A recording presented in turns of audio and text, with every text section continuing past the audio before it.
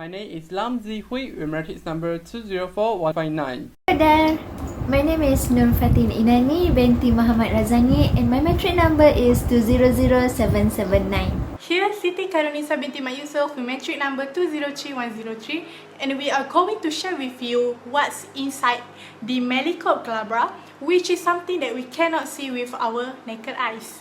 First of all, did you know what kind of plant the Melicope glabra is? Melicope glabra is from the Rutaceae family, which commonly known as the citrus family, and is a family of flowering plants with approximately 160 genera. So let's talk about plant taxonomy of Melicope glabra. Melicope glabra is an evergreen shrub or a tree that can grow up to 40 meters. The family of Melicope glabra is Rutaceae, genus is Melicope, whereas the species is Glabra brun.T.G. Hartley. In Malaysia, it is known as Setengah Burung. In the genus Melicope, the leaves are opposite or whole and trifoliate, unifoliate or simple, and the flowers are bisexual or unisexual. Melicope species are distributed in the tropical regions including Mascarenes Islands, the Hawaiian Islands, Australia, New Zealand, East and South Africa. It contains about 230 species, of which about 14 species are found in Sabah and Sarawak, while another 10 species are distributed on the Malayan Peninsula. According to www.conservatoryparkupn.my, Melicope glabra is the best growth on rolling forests, especially on riverbank area and widespread in rolling forests of Malaysia. Next, let us move to the traditional usage of this plant. There's quite a lot of usage that commonly been used by the people, especially the old peoples. Melicope glabra, or also known as Setengah Burung, is used for the treatment of fever, cough, and various infections. The leaf has been traditionally used in treating several illnesses including stomach pain, high blood pressure, and to revitalize the body. The most interesting part is few people also eat this plant leaf and make it as fresh salad, or we call it as ulam-ulaman. In one of the articles that is from Malaysia stated that Setengah Burung plant is a very good plant especially for the men. Previous reports on Melicope glabra also revealed that the plant is enriched with phenolic compounds that will exhibit promising antioxidant and anti-cancer activities. However, people nowadays are not using this kind of method anymore as they find it a little bit crucial.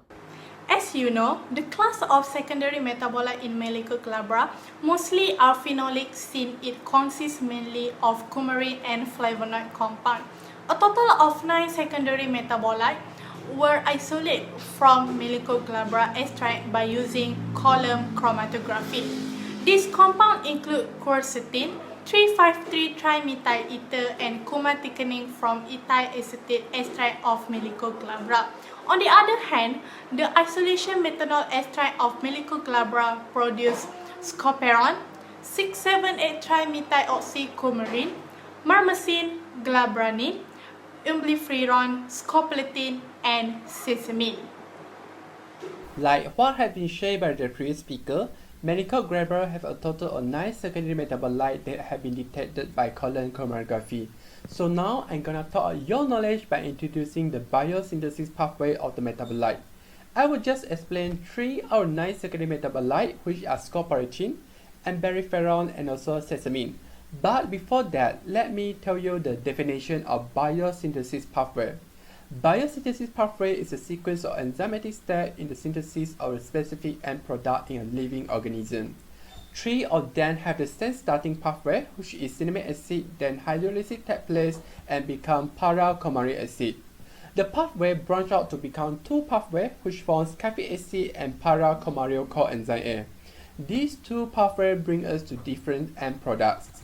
Firstly, para-coumaryl coenzyme A produce 2 different end products, which are umbelliferone and also scopoletin. The key steps in the biosynthesis of umbelliferone coumarin are the cinnamic acid synthesis of para and auto hydroxylation, trans-cis isomerization of the double bond, and finally lactonization. The next step involves auto hydroxylation of para-coumaric acid to form 2,4-dihydroxycinnamic acid.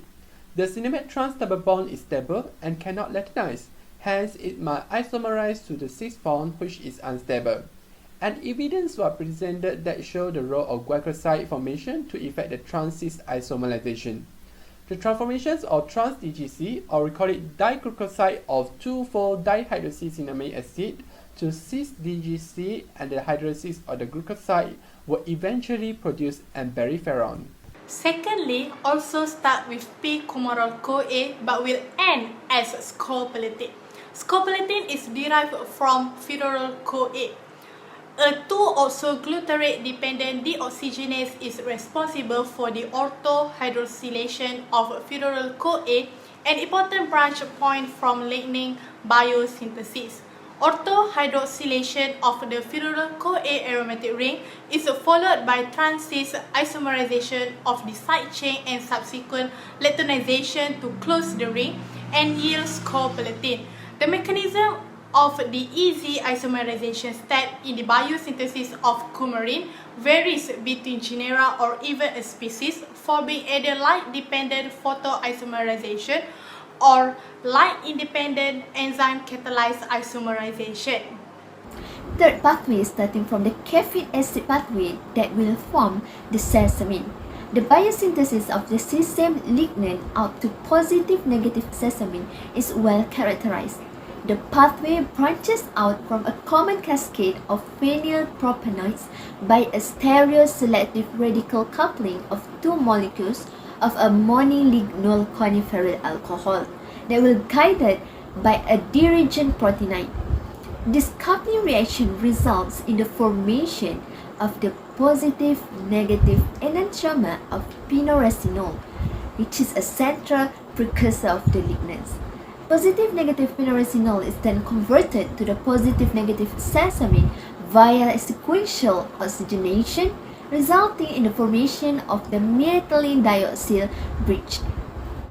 This reaction is catalyzed by a single cytochrome P450 monooxygenase CYP81Q1, also known as piperitol or sesame synthase tank. In contrast, the terminal metabolism of the sesame lignans, particularly positive-negative sesamoline and positive-negative sesaminol, remain enigmatic, with neither the type of oxygenation nor the putative substrate being well understood. This is primarily because the positive and negative sesamoline biosynthesis requires an atypical oxygen insertion between the furan and the aromatic rings. This reaction has been rarely observed other than Justicia simplex, Phaerima leptostacia. Through genetic, genomic, and biochemical approaches, here we identify a P450 monooxygenase CYP92B14 as the enzyme that is responsible for the oxygenation of positive-negative sesamin to form the positive-negative sesamoline and the positive-negative sesaminol. Furthermore, the labeling experiments using stable isotopes indicate that the oxygenation involves a novel reaction scheme designated as an oxidative rearrangement of the alpha-oxy-substituted aryl groups, ORA. The identification of CYP92B14 completes the biosynthesis of the major lignans in the system and provide insight into yet to characterize mechanism of enzymatic oxygenation in specialized metabolites that possess heteroatoms at the alpha position of the alkyl substituted aryl groups. We have learned about the secondary metabolite and some of the pathway. Now, let's get into some of the medical usage of those secondary metabolites, which include emblyriferon, scopolamine, and sesame. Let's talk about emblyriferon first. Did you know that emblyriferon is a good inhibitor activity against S mutants? These S mutants are bacteria that naturally form in your mouth and can build up on the surface of teeth at any age. This bacteria can be harmful as it is the main contributor to tooth decay and cavities. Luckily, we have emblyriferon that is antibacterial, antifungal, and contains antioxidant properties. Now let's move on to the scopolamine. This metabolite was described as potentially inhibiting antibacterial activity against bacteria such as Pseudomonas aeruginosa, which could explain the use of the plant in traditional usage for treating fevers and one infection caused by Pseudomonas aeruginosa. Last but not least, our sesame provides support to human health by improving fat metabolism and cholesterol, as it has been used in a dietary fat reduction supplement by most of the athletes that want to stay fit. So that is all from us. Did this information find you interesting? Till then, take care and stay safe. Bye!